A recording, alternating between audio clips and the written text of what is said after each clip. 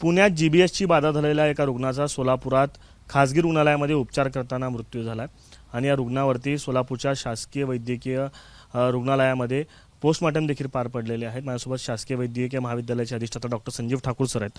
Sir, हा रुग्ण नेमका कोण होता, पुण्यातून कधी सोलापूरमध्ये आला होता, याची पार्श्वभूमी काय आणि काय उपचार त्याच्यावरती सुरू होता? मी डॉक्टर संजीव ठाकूर, मी स्वतः लॅप्रोस्कोपी आणि बॅरेटिक सर्जन आहे आणि सध्या मी सोलापूर इथे डीन म्हणून कार्यरत आहे। तर हा एक पेशंट प्रवीण आहे, 40 वर्ष वय त्याचं होतं। तो प्रायव्हेट हॉस्पिटल, बहुतेक रुग्णालय, डिटेल मला माहीत नाही, पण तो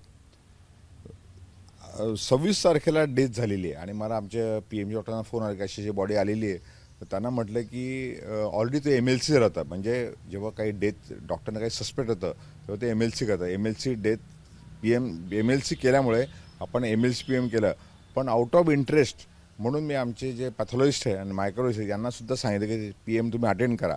आणि PM केल्यानंतर त्यांचं असं निदर्शन आलं की प्रोव्हिजनल डायग्नोसिस त्यांनी दिलेलं आहे की प्रायमा फेसी त्यांना ती गियाबारी वाटते, पण 100% तपासण्यासाठी त्यांनी आपलं CSF म्हणजे ब्रेनमधलं फ्लुइड असतं ते, नंतर ब्लड कल्चर घेतलेलं आहे, जे रक्तातले नमुने घेतलेले आहे, नंतर इंटेस्टाईनमध्ये जे सिक्रेशन ते घेतलेलं आहे, नंतर ब्रेन आणि छोटं आतडे मोठे आतडे सॅम्पल आणि तपासण्याला पाठवले आहे। म्हणजे ओव्हरऑल रिपोर्ट यायला 7 ते 8 दिवस लागतील, म्हणजे तेव्हा कन्फर्म होईल आपलं ते गियाबारी आहे की नाही, पण प्रायमा फेसी त्यांना गियाबारी वाटतं। सर, रुग्णाला लक्षणं काय होती, त्रास काय होत होता आणि त्याच्यावरती उपचार काय सुरू होते याची काही कल्पना? त्यांनी म्हणजे मी माहिती घेताना सांगितलं की पेशंटला पॅरालिसिस सारखं झालं होतं, पण दोन्ही हात दोन्ही पाय निकामे झाले होते, त्याला श्वासोच्छ्वास घ्यायला त्रास होता आणि त्याच्यामुळे त्याला व्हेंटिलेटर ठेवलं होतं। आणि पण लोकांना संभ्रम होतं त्या डॉक्टरांना की कशामुळे कॉज ऑफ डेथ आहे, त्यांनी त्यामुळे आमच्याकडे PMला पाठवलं असावं असं मला वाटतं। ज्या रुग्णालयामध्ये उपचार सुरू होते तिथं त्यांना कल्पना होती का त्याला GBS झालेला आहे आणि त्या संदर्भात काही उपचाराची पद्धती वेगळी काही अवलंबली गेली होती? नाही, आता मी कसं असतं, आता डिटेल तर मी काही ट्रीटमेंट शीट बघितलेलं नाही आहे, पण जेव्हा साधारणतः पेशंटला गॅस्ट्रोएंटरायटिस होतो आणि 1-2 दिवसात जर खूप विकनेस जाणवला, दोन्ही हातपाय मुंग्यायला लागल्या आणि हातपाय असं काम करण्यास झालं, तर गियाबारी सस्पेक्ट करायला हरकत नाही। आणि आताही 7 चाललीच आहे पुण्यामध्ये, आपण बघत आहोत। तर माझ्या मते त्यांनी ट्रीटमेंट जे 2च ऑप्शन आहे आपल्याला, प्लाझ्मा एक्सचेंज थेरपी म्हणतो आपण त्याला आणि दुसरं अँटीबॉडीज देतो, दोन्ही दिल्या असाव्यात त्यांनी। सर, खरं तर जेव्हा एखाद्या रुग्णाचा मृत्यू होतो त्याला कॉज ऑफ डेथ PMमध्ये आपण मेन्शन करत असतो। GBS हा सेकंडरी साधारणतः आजार आहे, प्रायमरी त्याला काही वेगळं असू शकतं लक्षणं। आत्ता कॉज ऑफ डेथ आपण काय म्हणता येईल या सगळ्या रुग्णाची?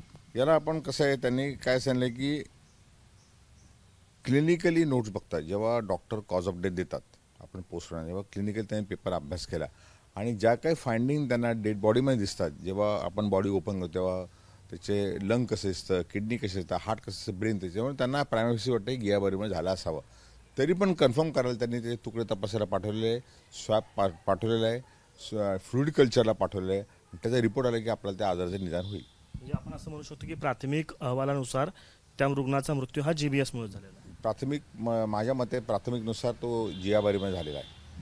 सर, जे रुग्णाचे नातेवाईक त्यांच्या संपर्कात असतील, हे कोणी लोक त्यांच्यासोबत राहिले असतील या सगळ्या दिवसांमध्ये, त्यांना कितपत धोका आहे किंवा त्यांच्या संदर्भात काय काळजी घेतली गेली पाहिजे? हे बघा, याचं काय आयसोलेशनचा रोल काय असं पुस्तक दिलेलं नाही। आम्ही आमच्या लहानपणी अशी गियाबारी बघितली, पण फार क्वचित आजार असा असतो। हा आजार कसा होतो तर साधारणतः some sort of food poisoning, म्हणजे आपण पाणी पिण्याचं म्हणतो त्याला कॉन्टॅमिनेट होतं। कशामुळे होतं इज व्हेरी डिफिकल्ट टू से, पण कॉन्टॅमिनेशनमुळे जेव्हा जे कॅम्पेलोबॅक्टर जेजुनी जे ऑर्गॅनिझम असतात ते जेजुनीमध्ये राहतात आणि त्याच्यामुळे एक नर्वस सिस्टीमला त्या अँटीबॉडीज त्या ॲक्ट करतात आणि त्याच्यामुळे पेशंटला पॅरालिसिस होतं आणि त्याच्यामुळे तो माणूस जर योग्य ट्रीटमेंट लवकर नाही दिली तर दगावू शकतो, पण ओव्हरऑल याची बाहेर येण्याची म्हणजे बरे होण्याची चान्सेस जास्त आहे जर तुम्ही लवकर ट्रीटमेंट दिली तर। सर, इतर जे रुग्ण आहेत त्यांनी काय नेमकी काळजी घेतली पाहिजे?